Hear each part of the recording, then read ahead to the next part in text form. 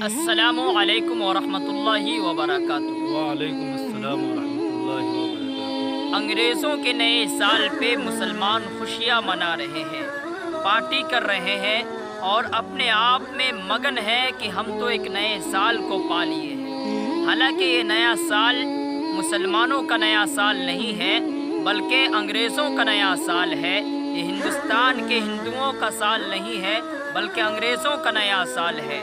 اس نئے سال پہ مسلمانوں کو اپنے گناہوں سے توبہ کرنے کی ضرورت ہے، خوشیاں منانے کی نہیں۔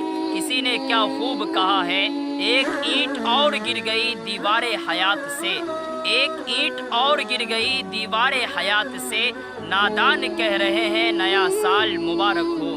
مسلمانوں کے لیے سب سے بڑا پیغام ہے کہ مسلمان کا نیا سال محرم الحرام سے شروع ہوتا ہے۔